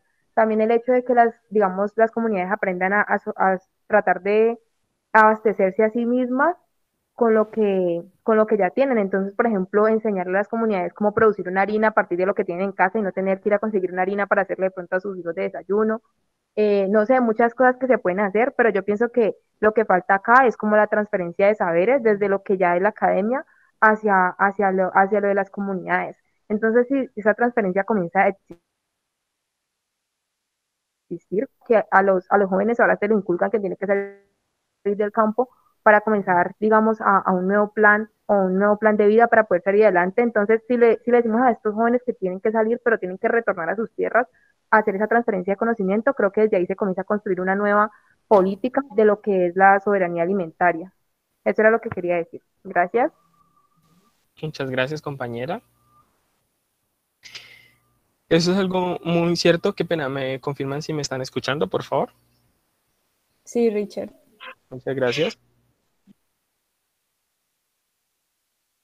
Un compañero. Sí, debemos, o sea, sí, debemos estar nosotros como jóvenes, especialmente los que son de comunidades indígenas, a regresar a sus territorios, ¿cierto? Pero debemos también exigir de forma estatal, que cuando ese profesional regrese al campo, tenga la posibilidad de, o sea, los recursos estén ahí para que los pueda aprovechar, porque en muchos casos no hay no es si usted llega a una zona donde usted tiene tecnología, pero no la puede aplicar, o bueno, diferentes factores, pues también, o sea, debemos también exigir cierta participación estatal o ponerse en riesgo. En muchos casos, como nos lo habla la compañera Cata, en muchos casos usted no puede llegar y simplemente, bueno, yo puedo impartir soberanía alimentaria en ese cultivo y tal cosa, porque si ya ese cultivo está en territorios de fuerzas, de grupos al margen de la ley, donde sencillamente usted no puede ir a plantar lo que quiera allá, o es coca o es nada, ¿entiende? Pero es muy cierto, están nosotros y están en nuestras manos buscar alternativas. Muchas gracias, compañera. Richard, no sé si acá un muchacho pidió la palabra, no sé si quieras dar un espacio al final de la charla o aprovechar pues ya que está ahora en punto la conversación. Sí. Ignacio. Buenas tardes. Buenas tardes. Lo que aporto con lo que decía la compañera Michelle, pues escuchaba esta mañana un relato de un líder social que decía, si se acaba la cuarentena no será por dictamen médico o porque ya estemos libres de virus, sino por una presión social y por necesidad económica que se tiene. Pues eso es lo que lleva es que a lo que se refería la compañera Michelle, a las pequeñas agriculturas, que el agricultor es dependiente de su producción y si no saca su producción no tiene para alimentar a su familia. Entonces ese es un gran paradigma que se está viviendo en estos momentos y que pues la crisis, a medida que vamos avanzando se va viendo reflejando en la economía. Exactamente. Muchas gracias, compañero, por tu aporte. Les recuerdo, si tienen palabras, pueden ir aprovechando y haciendo sus aportes. De verdad, es porque tenemos un panorama más amplio acerca de las realidades que cada uno presenta, ¿cierto? En nuestros territorios, cómo es nuestra visión y qué vemos que está al alcance de lo que podemos hacer y qué no. ¿Ya? Muchas gracias a los dos compañeros. Disculpa, yo también quiero hacer un aporte. Por supuesto, compañera, te escuchamos. Yo creo que, bueno, producción sí hay, comida sí hay. El campesino, por más que quiera, también, por ejemplo, implementar mucho como bueno, sí, en sus cultivos, no va a poder. Estamos hablando de los pequeños productores, porque realmente el problema del campesino son los precios del mercado, ¿no? Un campesino puede sacar la mejor cosecha que pueda sacar, pero realmente cuando lo lleva al mercado a venderlo, no le pagan nada. Entonces, yo creo que el problema radica en otra parte. Pues no sé. Tienes toda la razón, compañera. Como ven, y aquí lo que estamos evidenciando es que no hay un solo problema, ¿cierto? Ven que hay varios que debemos atacar de diferente forma, ¿cierto? Aquí estamos planteando, y es lo que queremos que ustedes extraigan de cada una de las ponencias que van a tener a lo largo del semestre, extraigan alternativas, qué es lo que yo puedo aplicar desde mi saber a ese problema que atañe, ¿cierto? Algunos es listo, los campesinos o los productores cuando sacan sus productos no los pueden, no se los compran o pierden la producción o entonces desde mi saber o desde lo que he aprendido, ¿cómo puedo ayudar a eso? Aquí hay ingenieros agroindustriales, agroindustriales, perdón, que tienen el conocimiento para transformar ese alimento que digamos al campesino. Ahí los tomates le pueden durar tanto tiempo, unos 15 días mientras hace todo el proceso de más bien la parte de agrícola, pero si yo como agroindustrial lo proceso, lo convierto en pasta, lo convierto en salsa o en conservas, ese mismo tomate me puede durar a mí, que yo sé, 6 meses, 8 meses, ¿cierto? Dependiendo del producto.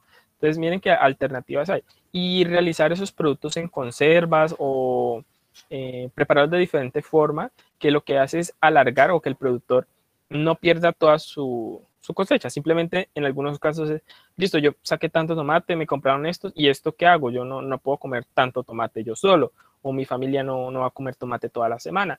Entonces, si usted venga desde mi conocimiento, yo sé preparar esto, o a mí en la universidad me enseñaron esto, o es prestarnos a eso, entonces el productor, y eso es de forma simple, o sea, transformarlo no es tan complicado, conservarlo no es tan complicado, y lo que hacemos es aportar nuestro granito de arena a la soberanía, ¿cierto? Queremos. Y diferentes problemas. Hay problemas, no tenemos una reforma agraria, ¿cierto? No hay una reforma agraria. Nuestro, bueno, a nivel departamental o como lo quieran mirar, hay problemas. Entonces, mirar desde yo qué puedo hacer. ¿Vale? Muchas gracias, compañeritos, por los aportes. Aquí vemos otra alternativa que es la realidad de nuestros campesinos colombianos, una de las más aceptadas. Aquí lo único que faltaría sería ponerle unas cuantas colmenas en la mitad y queda coapé. ¿Por qué? Aquí lo que estamos viendo es una unidad productiva diversificada, ¿cierto? Tienen diferentes nombres, pero básicamente es, tenemos la proteína o los animales, tenemos los cultivos. Miren, si lo ven en la mitad, en la imagen del fondo, ven que está diversificado.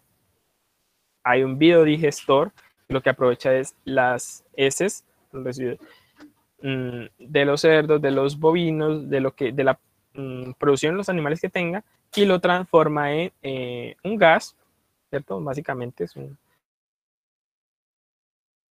los animales para cocinar. Bueno, esto es una unidad productiva pecuaria alternativa. Eso me permite que, digamos, yo pueda tener mi alimento para mí, para mi familia, para mi comunidad en diferentes estados. Ahí lo único que faltaría, como les digo, es la colmena y aplicar las tecnologías que están a nuestro alcance, que hemos aprendido para mejorar esto. Y no todo lo que viene de afuera es malo. Las tecnologías son muy buenas si las sabemos utilizar con prudencia. Y si le damos a los campesinos las herramientas necesarias para poder aplicar estos conocimientos o poder hacer uso de estas herramientas. Entonces, aquí nos dice, los productores pecuarios son el proveedor principal de proteína a la alimentación popular y en este sentido de promover el incremento de su producción y consumo.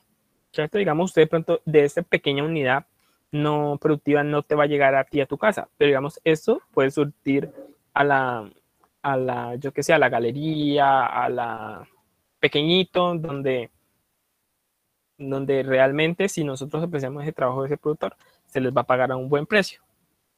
¿Ya? Entonces, esa es otra alternativa. Y aquí, perdón, un segundo.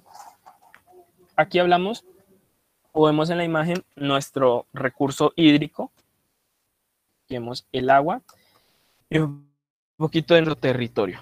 Tenemos una problemática muy grande y es nuestros recursos ambientales los están permutando como mínimo, o sea, están poniéndolos en manos equivocadas. Y esto nos permite a nosotros, por ejemplo, si nosotros cuidamos nuestro pequeño páramo, bueno, pequeño no, cuidamos nuestros páramos, vamos a tener un recurso hídrico. Pero si realizamos minería o que tenemos una charla muy interesante, más adelante una ponente que nos va a hablar sobre este tema. Vamos a ver que todo esto de esta belleza, porque realmente es hermoso, está en juego todos los días. Vemos que se aprobó la ley de fracking, ¿cierto?, en nuestro país, y créanme que no hay soberanía alimentaria sin tierra y sin agua, ya que, o sea, estas zonas tienen la llave maestra, por así decirlo, para buscar o para llegar a una equidad y un equilibrio que todos como seres humanos necesitamos, ¿cierto? El recurso hídrico es fundamental, digamos, tanto para la agricultura, para todo, para nuestro día a día. El agua es fundamental, debemos cuidarla.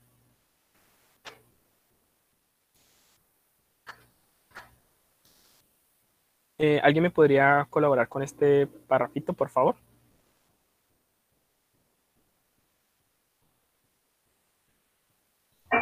Yo. Gracias. Para la soberanía alimentaria resulta fundamental la tierra y el agua. Estas propuestas alternativas buscan la sostenibilidad y la supervivencia del planeta y de la especie humana. Sin embargo, ambas, tierra y agua, se están privatizando y negociando con ellas. Muchas gracias, compañera. Lo que les comentaba, esa es la realidad. En los mismos frutos de diferentes colores, con una diversidad enorme, pero todo eso requirió territorio, terreno y agua. Y esas son las dos cosas que actualmente estamos jugando con ella, literal. ¿Y listo? Esa sería nuestra charla del día de hoy. ¿Tienen preguntas, comentarios? Richie, Hola. va a hacer un comentario. Como hemos visto durante toda la charla, la cuestión y la importancia de saber bien, conocer bien los significados, quizás a menudo o con nuestras carreras o con nuestra casa o en medio de esta situación se han visto más a flote o se están conociendo. Seguridad alimentaria, soberanía alimentaria, saber qué significa cada uno realmente es muy importante y cuestionarnos y decir si Colombia hay soberanía, hay seguridad y cuál es el papel o cuál es nuestra tarea para decir que en nuestras comunidades, en nuestros territorios, se promueva la soberanía alimentaria, que realmente es la que debe garantizarse y debe permanecer para que nosotros podamos tener un buen vivir. También dentro de los conceptos es importante cuestionarnos y cuando el concepto recursos ambientales o servicios ambientales, que es lo que hemos venido pronto en nuestras carreras, en nuestros territorios también mencionando, es un buen concepto a manejar, porque cuando hablamos de recursos generalmente está el signo pesos, y el signo pesos te dice que cualquier cosa que tú menciones como recurso, pues si le pones un valor, se te va a ir de las manos. Un servicio, usted paga por un servicio, ¿cierto? Un servicio eléctrico, un servicio, una prestación de servicios de salud, de lo que sea. Sí, porque estos conceptos están manejados tan normalmente en nuestras comunidades, porque es lo que el Estado nos ha impuesto, lo que el Estado nos ha dicho, que esos son recursos. ¿Con qué? Con el fin de que en algún momento ellos tengan el poder de quitárnoslos y hacer con lo que han venido haciendo explotarlos, que ese es otro concepto, explotación. Entonces, es de replantear esto. Los recursos no son recursos, son nuestros y son bienes comunes que deben estar bajo la protección de todos nosotros, que nos pertenecen como nación, pero no para explotarlos, no es para eliminarlos, sino para cuidarlos y velar por ellos. De esta forma podemos ir contribuyendo al mejoramiento de nuestros territorios, al buen vivir y a garantizar esa soberanía que tanto nos hace falta. La intervención de la compañera que nos hacía hace rato es muy importante. Decir, es que en estas épocas se está mencionando mucho más lo de soberanía. Yo creo que con la cuestión del COVID todos hemos sufrido algún tipo de inconveniente laboral, de salud, de lo que haya sido, pero si nos ponemos a ver o a preguntar si los campesinos quizás han tenido este inconveniente, yo creo que ellos son los, bueno, es una afirmación muy redundante, pero ellos han sido los menos afectados porque han estado en un territorio donde su alimento lo tienen ahí, donde han sido los que, los que no se han preocupado tanto como en la ciudad porque tienen su trabajo, no, porque su tierra, están en su tierra, están trabajando su tierra, y esto es la realmente importante, saber que esa soberanía que ellos han venido haciendo durante tantos años, eh, les ayuda en nuestras situaciones tan difíciles, que sí, que tienen problemáticas, claro, y que también se han dado cuenta que por por la falta de acompañamiento estatal es que se están viviendo estas dificultades. Pero el hecho de que ellos estén en sus territorios y estén trabajándolo como lo hacen, han hecho de que salgan adelante en esas situaciones, aún mejor que de pronto en otras personas que están en la ciudad. Entonces, ha sido una charla muy interesante, curiosidades también, para decir, indagar cuáles son los conceptos que a nuestra normalidad han venido siendo pues comunes, pero que realmente tienen que replantearse. Explotación, recursos, todo esto es algo que debemos tener muy claro para saber si realmente estamos haciendo un buen papel como profesionales, como personas, como individuos. Sería eso, Rich. Muchas gracias, Dani. En nosotros está, como decía Dani, cuando usted le pone precio a algo, es porque usted puede venderlo, y ese es el problema, ¿cierto? Digamos que a algunas personas nos pareció insólito que, digamos, se pudiese decidir sobre un páramo. ¿Usted cómo decide sobre algo que es invaluable, ¿cierto? ¿Cómo le pone precio a eso? Entonces es algo muy, muy curioso. Y la definición que leímos, que la compañía nos dijo hace ratico, es muy cierta. Los seres humanos, la tierra no le pertenece a los seres humanos, nosotros le pertenecemos a ella. Esto es muy importante y cada uno debe, pues, generar su concepto personal y decir con qué está y con qué no está de acuerdo, ¿vale? Mucho quería decirles, en el chat, una de mis compañeras les va a enviar o ya les envió el formulario. En ese formulario deben colocar su nombre completo, es el control de asistencia y una reflexión acerca de la charla del día de hoy. Y le doy la palabra a algún otro compañero o compañera que nos quiera compartir acerca del tema o la charla, o me gustaría escuchar.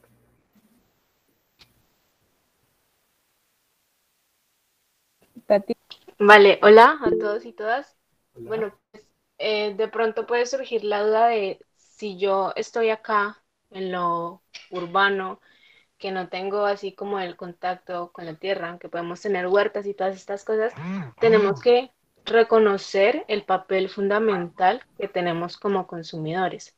O sea, bueno, si estamos pensando en una soberanía y la soberanía es tener algo propio, ¿por qué estamos consumiendo tanto diariamente productos que no son nuestros? Porque mantenemos en la comparación de lo nuestro con lo extranjero y nos han inculcado que lo extranjero es que tenemos que salir para prosperar, para ser mejores que los de acá, porque el colombiano tiene eso de que se ataca contra sí mismo, que no se reconoce en su país. Entonces, eh, todo eso es lo que también podemos crear nosotros desde lo urbano en una soberanía. También, bueno, sí, puede ser que Postobón sea de nuestro país, pero ¿de qué es Postobón? ¿Quién quién es el dueño de Postobón, qué hace Postobón, de dónde salen las materias primas de Postobón, de los licores, de dónde salen las materias primas para hacer los licores. Hablamos de que la caña, pues tiene es perjudicial, muchos riesgos ambientales y muchos riesgos sociales, pero estamos consumiendo gaseosa, estamos consumiendo licores, y todas esas cosas, porque preferimos ese tipo de bebidas a una agua panela con aromáticas, que es muchísimo más beneficioso para la salud y es panela nuestra, que también está otro tema de la patente de la panela, pero ¿por qué no reconocemos lo nuestro? ¿Por qué no nos apropiamos de nuestra cultura, de nuestro terreno, de todo el potencial que tiene el colombiano? Aarón, una compañera mencionó, creo, que la producción de alimentos o sea, es suficiente para todo el mundo. Un artículo que leí hace poco, del 2014, decía que nosotros al año, es que no me acuerdo muy bien de las cifras, pero requerimos cierta cantidad de calorías, consumir cierta cantidad de calorías para vivir bien. Y la producción de alimentos supera esa cantidad de calorías que, que se necesita. O sea, hay comida de sobra para todo el mundo, pero ya vimos las cifras que nos mencionó Richard de la inseguridad alimentaria. Entonces, ¿qué está pasando? Resulta ser de que hay mucha producción y todas esas cosas, pero también está el factor pues político, la política global. Entonces, hay muchos problemas y todos están ligados, pero tenemos que hacer ese cambio propio, ese cambio como de conciencia que nos ayude a avanzar. Entonces, eso es lo que tenía por decir. Gracias, compañera. No sé si alguno más de ustedes quiere hacer una intervención breve o abrimos un espacio para dudas y preguntas en general.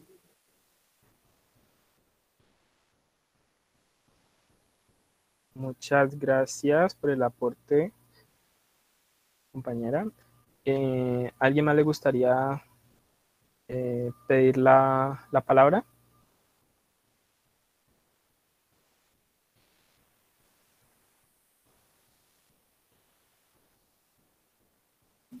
Bueno, como dijo el compañero, no sé si todos tienen en el enlace, pues ahora estamos solucionando lo que nos dijeron de que no habían podido entrar. Por favor, vuelvan a verificar.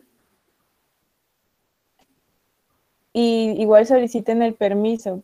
Si les dice solicitar permiso, yo creo que lo ideal sería pues darle a aceptar. Recordar que esto, pues en la presencialidad, siempre cuando venía un ponente, ¿no? A medida que esto nos permite mejorar en tanto sí el tema de las charlas, si les pareció buena la manera de moderación, no sé, la virtualidad, son más o menos ese tipo de reflexiones que piensan del tema. Va más allá de un sí me gustó, ¿no? Porque la idea es un construir, como siempre les hemos dicho. Entonces, más que todo, este es el texto o el párrafo que van a escribir ahí después de cada conferencia, para así nosotros poder seguir construyendo cátedra y haciéndolo de la mejor manera.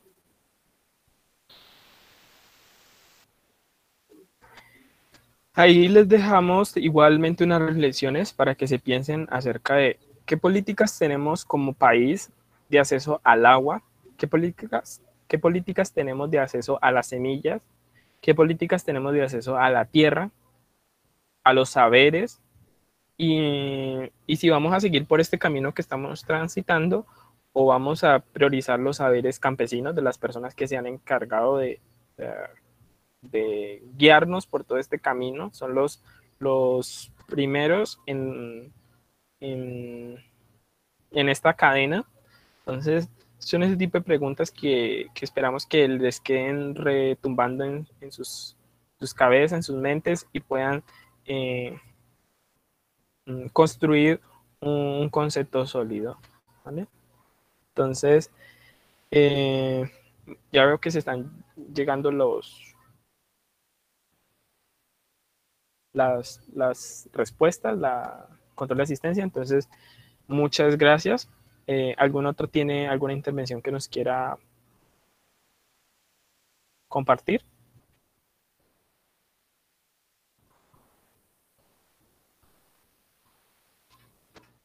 Muchas gracias a ti, Jennifer, de verdad. Muchas gracias a todos los que participaron, de verdad fue una sesión muy amena y nos veríamos entonces dentro de 8 días. Les estaremos compartiendo por el grupo y a sus correos les estará llegando el enlace, ¿cierto? La invitación, el tema que vamos a tratar.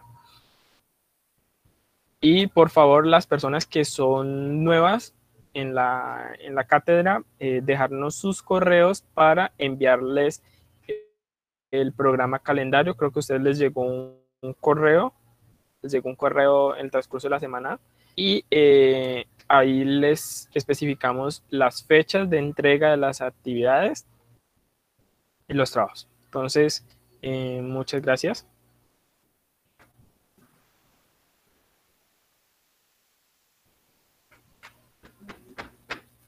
Gracias a ti, nos vemos luego. Nos escuchamos luego. Vale, compañera, que te vaya muy bien. Tengan una maravillosa tarde. Por favor, los estudiantes no se vayan a ir sin llenar la asistencia